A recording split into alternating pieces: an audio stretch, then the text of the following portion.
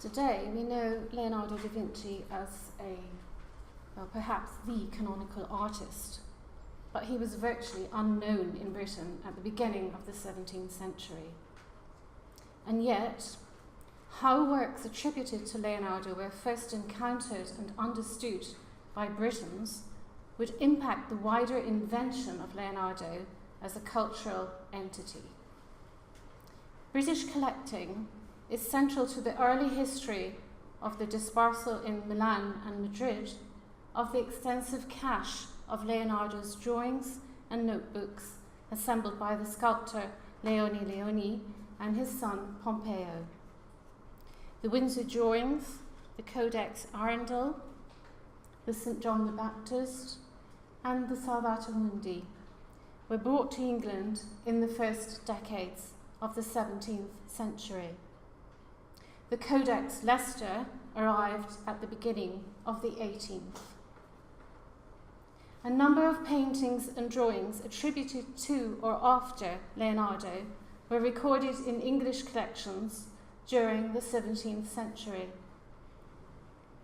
We naturally focus on Charles I's undeniable predilection for Titian, but the more cerebral appeal of Leonardo can also be discerned from the wider documentation of the royal collection before its dispersal at the Commonwealth sale and after its partial recuperation at the restoration of the monarchy.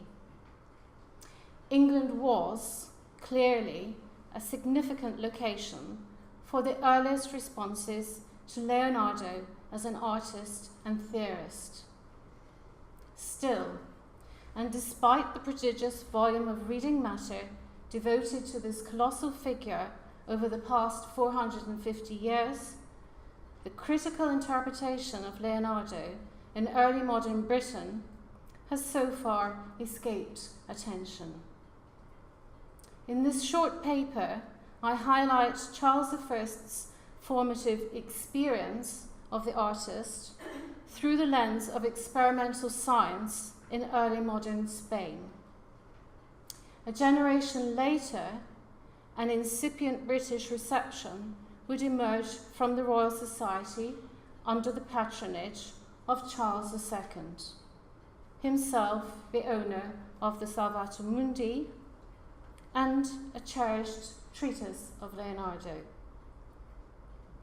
My discovery of unequivocal documentation of the presence of the Windsor volume in the King's private quarters at Whitehall during the 1670s will be published shortly. The earliest notice of Leonardo in England dates to the last decade of the 16th century. The courtier, Sir John Harrington, encouraged Richard Haydock, a physician, to undertake a translation of Giovanni Paolo Lamozzo's Trattato dell'arte della pittura, scultura e architettura. It was through Haydock's translation, published in Oxford in 1598, that awareness of Leonardo's corpus of drawings and writings began to spread in England at the turn of the 17th century, albeit within a very restricted readership. Just as Lomazzo's Trattato had brought Leonardo's experimental and theoretical ideas to wider European notice, Haydock's book informed an English audience about Francesco Melzi's inheritance and conservation of Leonardo's writings, and their first major dispersal in the decade after Melzi's death around 1570. As such, the significance of Lomazzo/Haydock as the earliest conduit of the Italian fortuna of Leonardo into England cannot be overstated. And the text is fundamental to the response of the foremost English collector of Leonardo's manuscripts, the Earl of Arundel. Arundel would have been aware of Leone and Pompeo Leoni's extensive compilation of Leonardo's manuscripts and drawings. the dispersal by Pompeo's heirs of the remnant of the collection, then divided between Madrid and Milan, occurred simultaneously to Arundel's extensive trip to Italy between 1613 and 1615, when he visited Milan, Florence, Rome, Padua, and the Veneto. On this occasion, he probably saw the Last Supper, but we can't be certain. Much later, he described the painting as wholly destroyed. Similarly, it cannot be presumed that Arundel actually examined any of the manuscripts at first hand during this trip, since in 1646 he would recall how he tried to negotiate under cover of the name of the English king to buy the manuscripts unseen.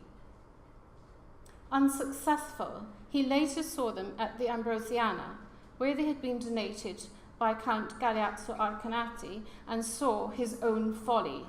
They were but scratches. The earliest documented encounter between a Briton and a work by Leonardo da Vinci occurred in Spain in truly extraordinary circumstances. In January 1623, Charles, Prince of Wales, and George Villiers, Duke of Buckingham, embarked upon an expedition to Spain under the pseudonyms Mr. John Smith and Mr. Jack Smith, as Justin has told us, thinly disguised in false beards, ostensibly in Madrid to advance the stalled negotiations for the marriage between Charles and the Spanish Infanta Maria Ana. Their impromptu arrival at the court of Philip IV provoked astonishment. The 6 months that Charles spent in Spain in the company of a coterie of diplomat/art advisors, including Endymion Porter, Sir Balthazar Gerbier, and Sir Francis Cottington, was transformative for his experience of Renaissance art, exposing him to the treasures and the exemplar of the Royal Collection of Spain. The 23-year-old prince savoured the opportunity to purchase directly from the open market at Almenadas estate sales, through picture dealers, and from noble collectors spending extravagantly.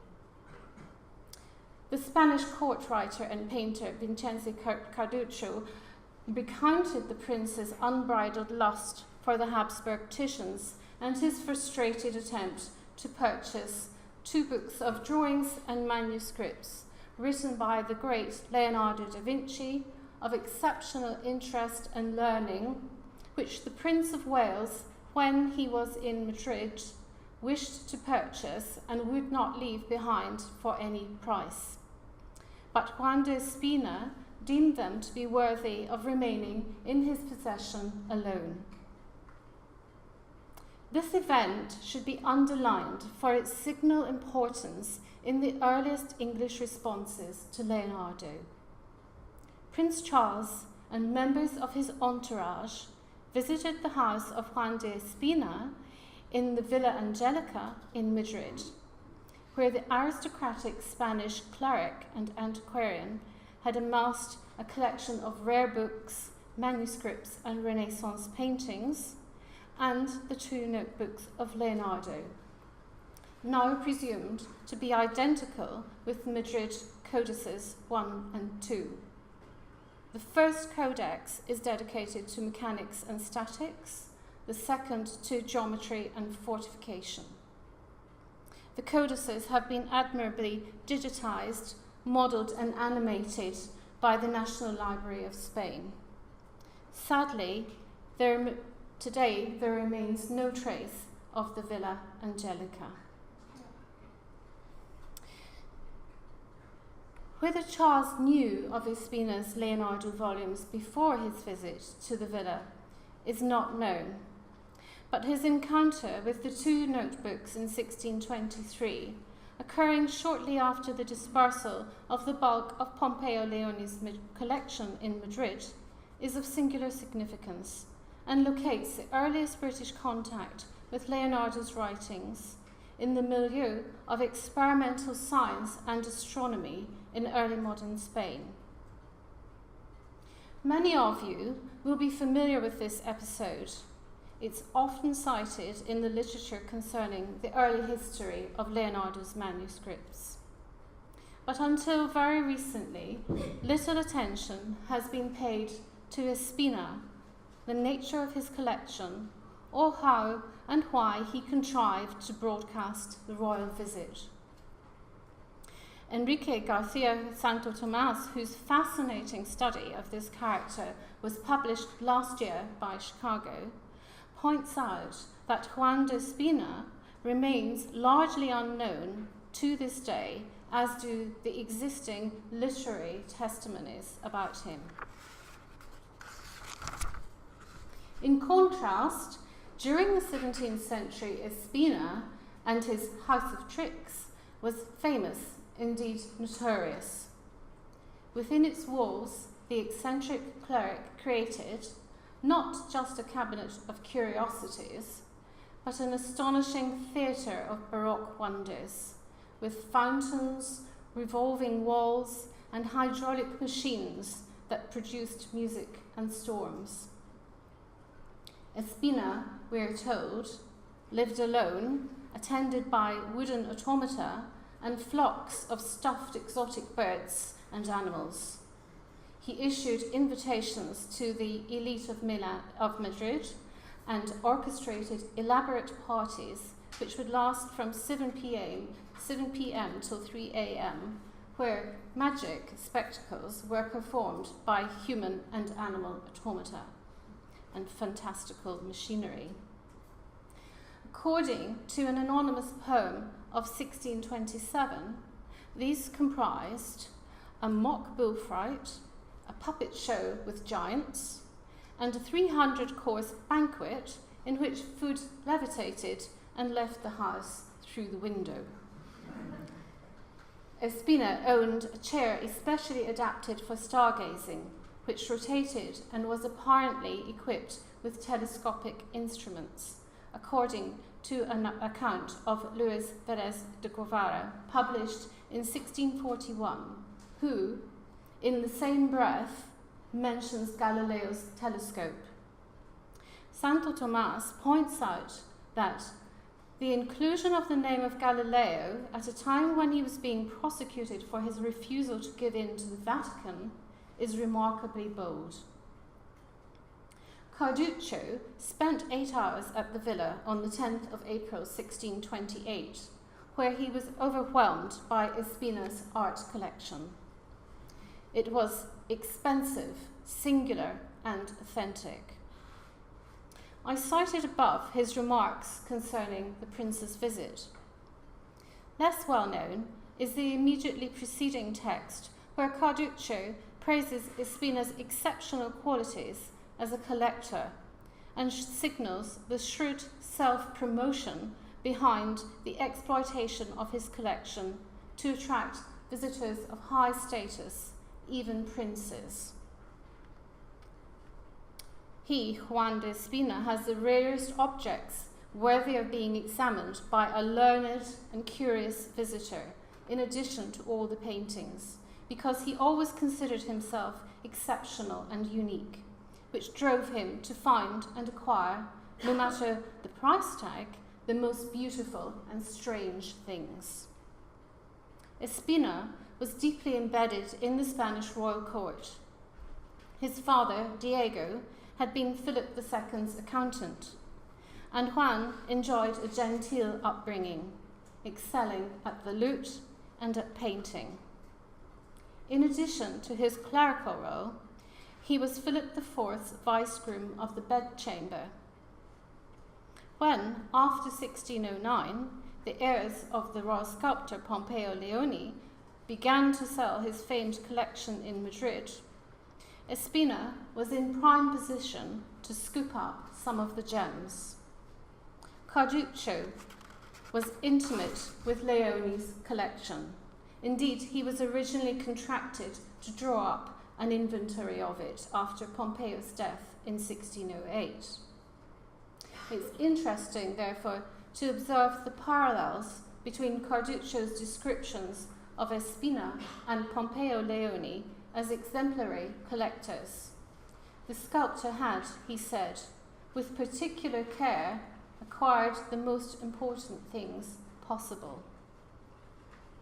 Espina carefully curated the public reception of his collection via texts which celebrated its riches, via his own direct address to King Philip IV, via the conscious emulation of the model of collecting promoted by Leoni, and via the acquisition of objects that stressed these references. For instance, as Kelly Helmstutler de Dio has pointed out, Pompeo Leoni owned models of water devices, which may have been models after Leonardo's studies of water and designs for hydroengineering, or perhaps hydraulic devices invented by the Cremonese engineer Gianello Turiano for King Philip II. Is it possible that Espina's storm-generating machines were in fact Turiano's models bought from Leoni's estate? Leoni's inventory of 1613 details an automaton of a man and a woman who dance and play the lute. Espina's butlering automata dramatize the iterations of illustrious scientific collections, such as those of Leoni and Philip II. In Santo Tomas's elegant phrase, these are ventriloquizing objects. The anonymous poem of 1627, was it penned by Espina himself?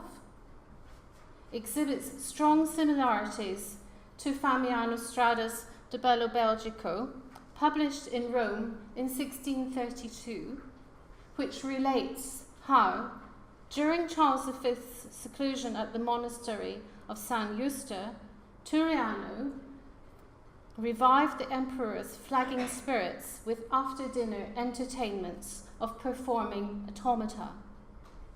The text also refers to Turiano's feats of hydroengineering, notably his artificio, a machine that lifted the water from the river Tagus to a height of 300 feet in the air to supply the city of Toledo.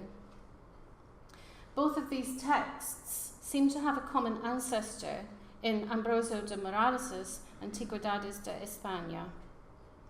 Espina carefully crafted testimonies, literary, material, and theatrical, to present his collection and his persona as analogous to the cabinets of wondrous things that flourished under the enlightened protection of Charles V and Philip II.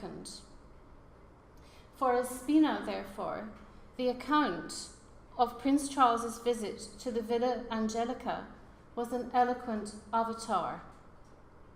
In his memorial of 1632, addressed to Philip IV, he reiterated Carduccio's narrative, evoking the lingering animus between the Habsburg and the Stuart courts.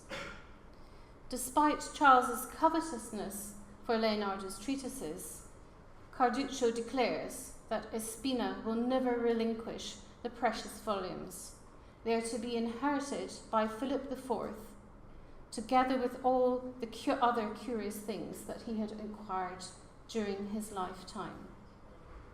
Espina emerges as the ventriloquist standing behind Carduccio's words.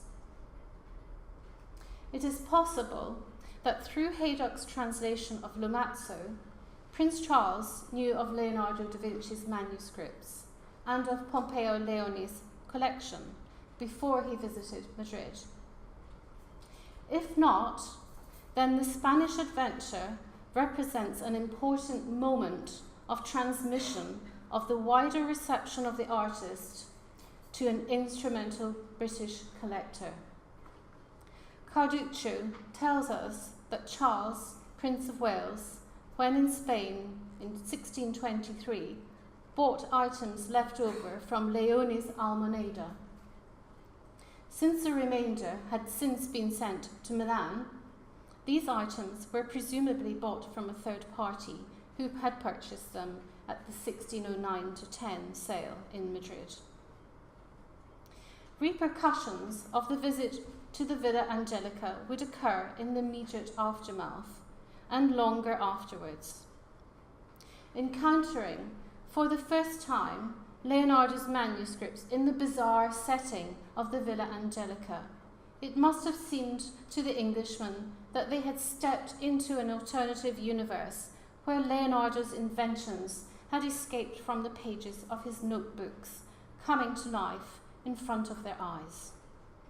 The occasion cannot fail to have left an indelible impression, which would forever be directly associated with the experience of Leonardo. The Prince of Wales returned home without Espina's manuscripts, but they were not forgotten in England. Lord Arundel pursued them doggedly through the 1630s. On the 27th of April 1630, Endymion Porter penned a memorandum to the British agent at Spain of the things Sir Francis Cottington was to send from Spain for Lord Arundel. He should not forget the book of drawings by Leonardo da Vinci, which was in Don Juan de Espina's hands, whom every man at Madrid knew. Soon afterwards, Espina's supernatural spectaculars brought him to the attention of the Spanish Inquisition, who tried him on a charge of necromancy in 1630, incarcerating him at Toledo. This event did not escape the notice of Cottington's successor, Sir Arthur Hopton, who was optimistic that Espina's misfortune would liberate his art collection.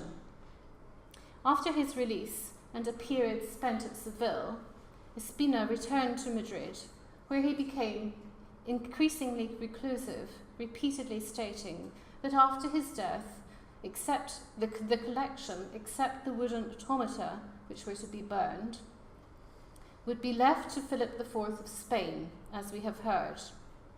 Arundel did not give up, however. Writing to Lord Aston, ambassador to Spain, on the 19th of January 1637, I beseech you be mindful of John de Espina's book, if his foolish humour should change.